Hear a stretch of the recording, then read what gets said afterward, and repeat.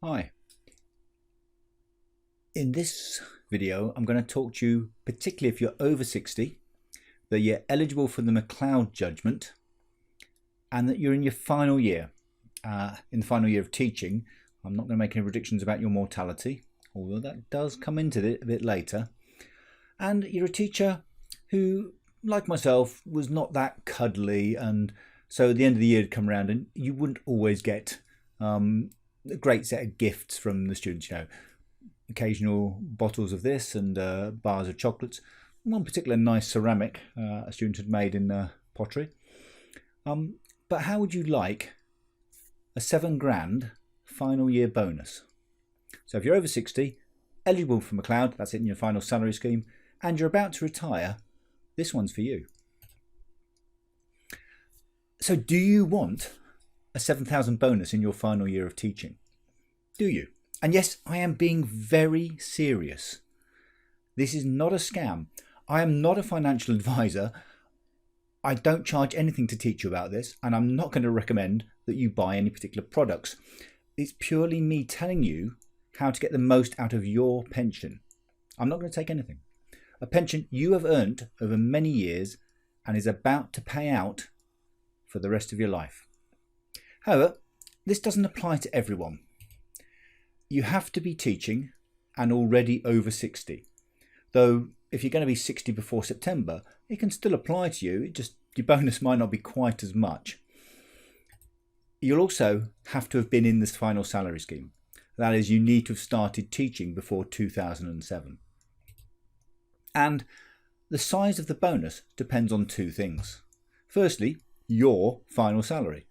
For this explanation, I'm going to be making some assumptions. I'm going to assume that you're a classroom teacher at the top of the pay scale and you've got no extra responsibilities.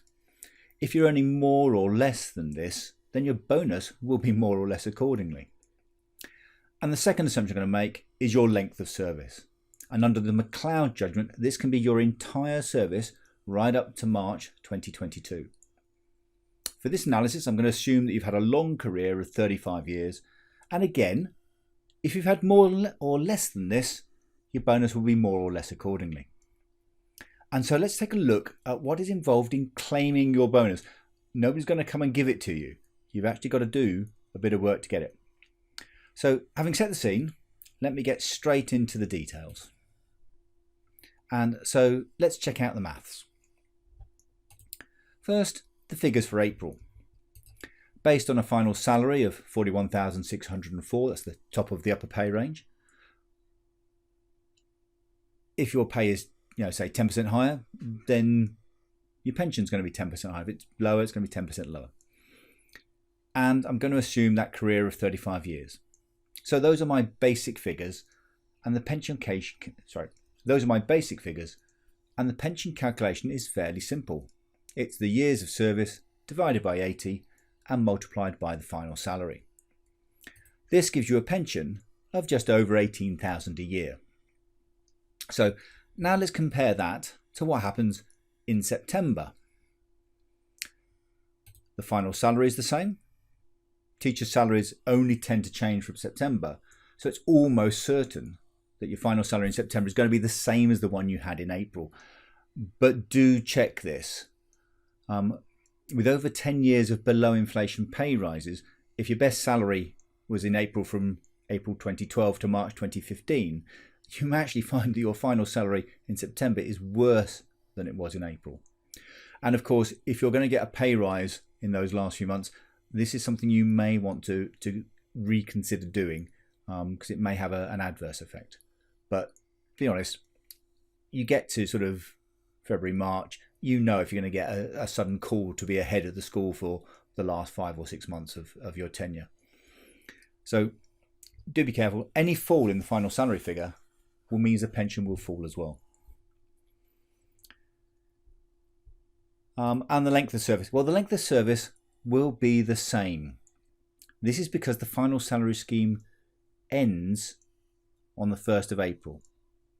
From that point, you can't add any more years of service.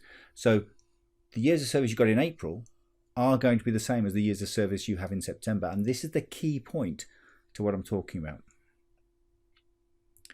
And that means the calculation is identical. And it means that the pension it generates is identical. Still just over £18,000. Hold on, I hear you say. What happened to this extra £7,000 you were talking about? Well, bear with me. I haven't forgotten about it, and it is coming.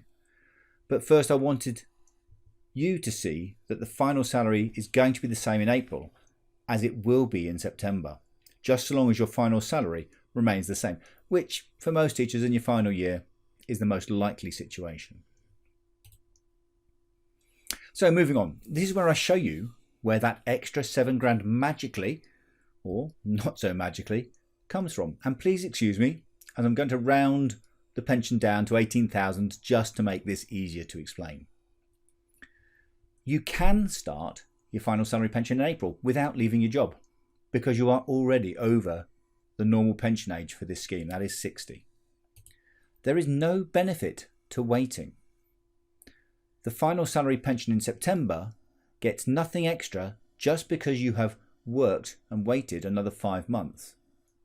Though there is the question about how much of it would be added in that time to the career average scheme, but I will come back to that towards the end. For the moment, let me just consider the impact of taking the pension in April. 18,000 a year is 1,500 a month.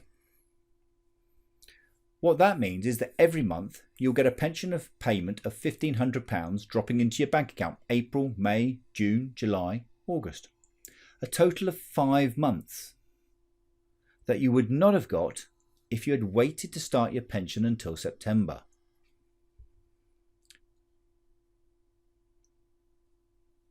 You don't have to do anything extra. Yes, nothing extra. You get nothing extra if you wait until September.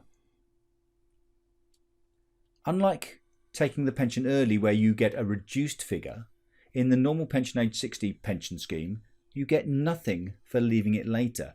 The only bonus you get by leaving it to later is being able to add more service. But you can't. That ends in April. So there is no bonus for leaving it beyond April.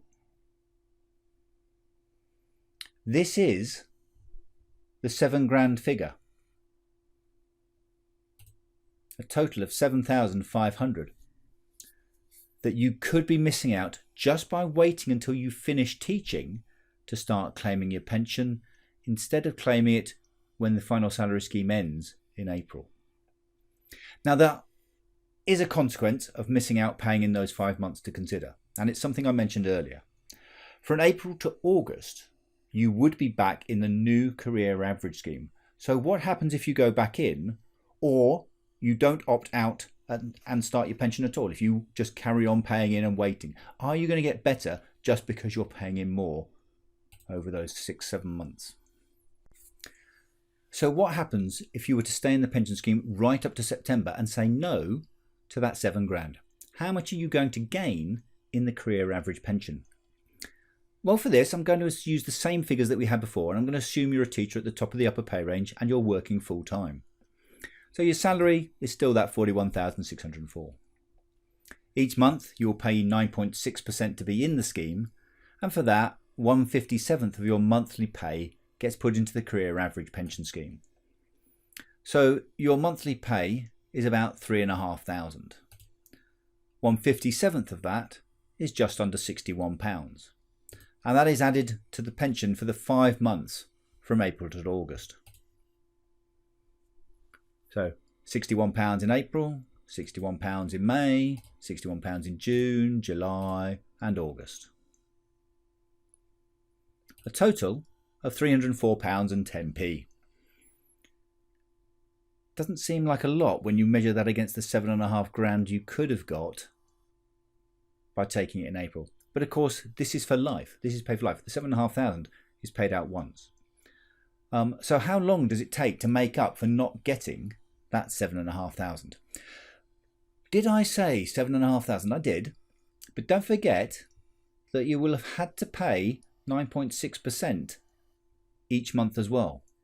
And so that means for those 5 months, you've had to pay another £1,664 to get that £304 into your account. So how long does it take? Well, at £304 a year, that will take over 30 years to make up. Oh, and before I forget that is if you are currently at your state pension age. If you are 60, then when you take the career average pension, you're going to get it actuarially reduced because you're taking it before your state pension age. You're going to get a reduced figure. That probably means you're going to get not £304 a year, but somewhere between £200 and £220 a year. So it's going to take even longer to get that money back, to catch up on the 7,500. So as a quick summary, in this example, a teacher at the top of the pay range, 35 years, who is over 60. They opt out and start their final salary pension in April 2022. Then by September, they have received around 7,500 and they will have saved themselves over 1,500 in pension contributions. Whereas, if they stayed in until September, then they would have added around £300 to their career average pension, based on taking it at their state pension age. And so it would have taken them around 30 years to make up for the 7,500 that they've missed out on. So if they live well into their 90s, they might be better off. Now, there are some caveats to this. Firstly, and most importantly, this video has assumed facts about length of service and final salaries. So if your numbers are different, the conclusions I've come to in this analysis may not apply to you, in particular your final salary. If you were to get an increase in your salary in the final months, that might have a significant impact. However, being realistic, you only have 5 months over which this could apply. And so any increase to your annual salary wouldn't be fully applied to the pension, as it would be in effect for less than half a year. And if you look at this, you're comparing this to your best final salary calculation, check your statements. If it's method B, there's a good chance that even a reasonable pay rise in your last year for those 5 months isn't going to increase the final salary that's used for your pension.